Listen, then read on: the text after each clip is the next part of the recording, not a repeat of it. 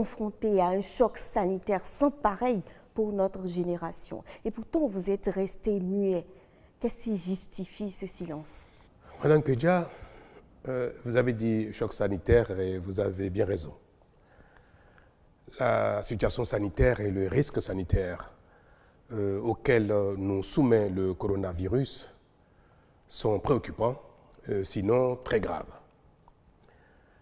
Mon gouvernement et moi-même avons pris la mesure de l'enjeu.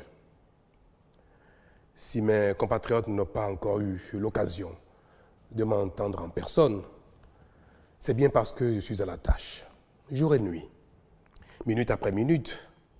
Je m'implique personnellement dans tous les segments de la riposte.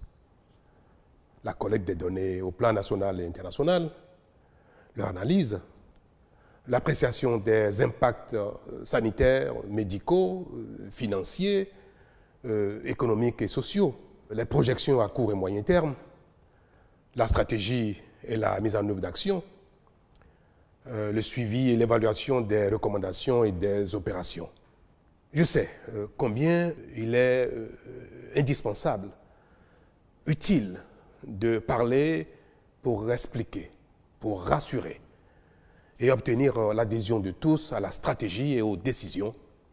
Mais, Madame, sachant que la plupart des Béninois, de mes concitoyens, nous font confiance, j'ai consacré mon esprit à l'analyse sereine de la situation et de toutes ses implications.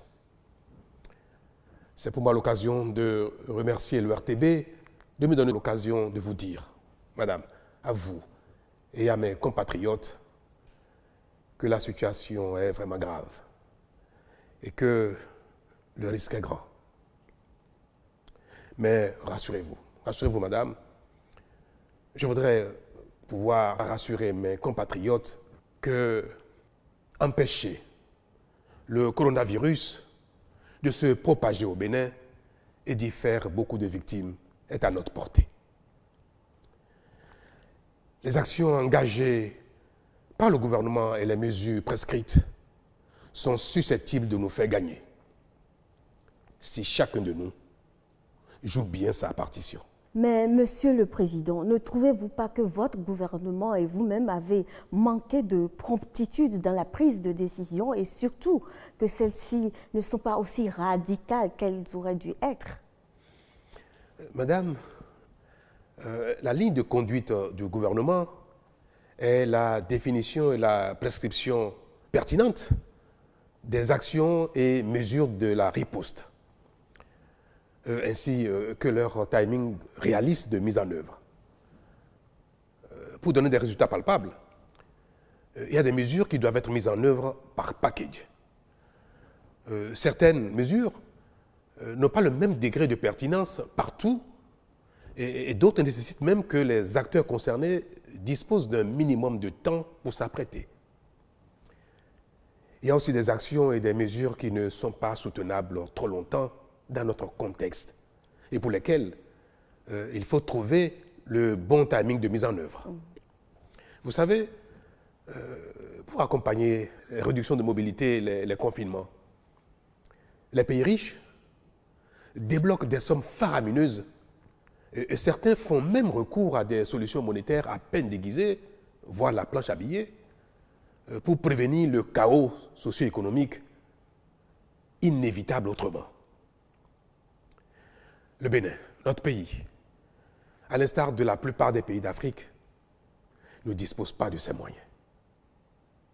Et si nous ne tenons pas compte de tout cela, nous pourrions, dans notre action, déclencher un chaos qui remettrait même en cause le minimum impératif de la lutte. Il y a également un autre facteur très déterminant que le commun des commentateurs ne peut percevoir, c'est l'après-Covid. Parce que ce combat, nous allons le gagner, forcément. Nous devons donc combattre le virus et le vaincre, mais sans compromettre notre survie après victoire. Si nous prenons des mesures qui affament tout le monde à la fois et trop longtemps, elles finiront très vite par être bravées et bafouées sans avoir permis d'atteindre les objectifs. Je vous donne un exemple. Contrairement aux citoyens des pays développés, d'Amérique dont je viens de parler, d'Asie, d'Europe, la grande majorité des Béninois ont un revenu non salarial. Comme des personnes au Bénin ont un salaire mensuel et qui peuvent attendre 2, 3 semaines, 4 semaines, même sans travailler, et vivre des revenus du mois. Combien? Comment peut-on donc, dans un tel contexte, où la plupart de nos concitoyens donnent la popote avec les revenus de la veille, comment donc peut-on décréter sans préavis un confinement général de longue durée? Les mesures que nous venons de prescrire, madame, et qui vont entrer en vigueur dès demain, lundi, nous permettront d'empêcher la propagation du virus à l'intérieur du pays, tout en préservant l'activité économique dans une partie du territoire et en réduisant seulement la mobilité de certains acteurs dans la zone critique. C'est un exercice très difficile qui requiert sérénité, sang-froid et perspicacité. Nous avons pris des mesures, les mesures qui s'imposent, avec un sens de responsabilité et discernement. Nous veillerons donc, sans complaisance, à leur respect par tous. Alors finalement, Monsieur le Président, quelle est votre intime et profonde conviction par rapport à ce qui nous attend à court et à moyen terme? Madame, ce que je voudrais dire à mes compatriotes est que la menace est sérieuse. Elle est grave. Mais que nous avons collectivement les moyens d'y faire face. Notre survie individuelle et collective est entre nos mains. Elle est entre les mains de chacun d'entre nous, pris individuellement. Chacun de mes compatriotes, vous et moi, pris individuellement, est responsable désormais de notre survie. Nous n'avons pas besoin de beaucoup d'intelligence, de beaucoup de moyens, de beaucoup d'imagination. Il nous suffira simplement à chacun de respecter les mesures, les prescriptions qui ont fait leur preuve par ailleurs. Cela nécessitera, c'est sûr, beaucoup de sacrifices, d'énormes sacrifices pour certains. Mais à la fin, chacun sera fier d'avoir joué sa partition, d'avoir lui aussi payé un certain prix et d'avoir vaincu lui aussi le coronavirus. Nous sommes une grande nation. Nous allons une fois encore en donner la preuve en éliminant le coronavirus de notre pays sans grand dégât. J'y crois. J'invite mes concitoyens à y croire parce que, comme je l'ai dit tout à l'heure, je veux le répéter,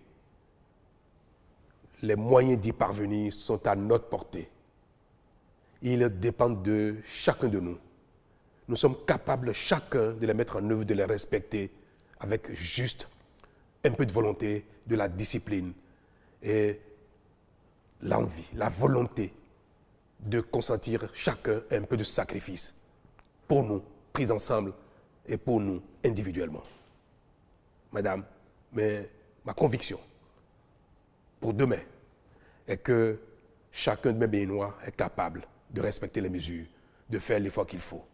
Ma conviction pour après-demain est que nous allons gagner et que nous allons continuer notre marche vers le développement. Monsieur le Président, ce fut un plaisir de nous entretenir avec vous. Je vous remercie. Merci, madame. Et je vous invite à donner l'exemple autour de vous. Et si chacun de nous peut faire pareil, faire ce qu'il faut, ce qui est prescrit, et en donner l'exemple, nous allons collectivement y arriver. Merci, Monsieur le Président. Oui.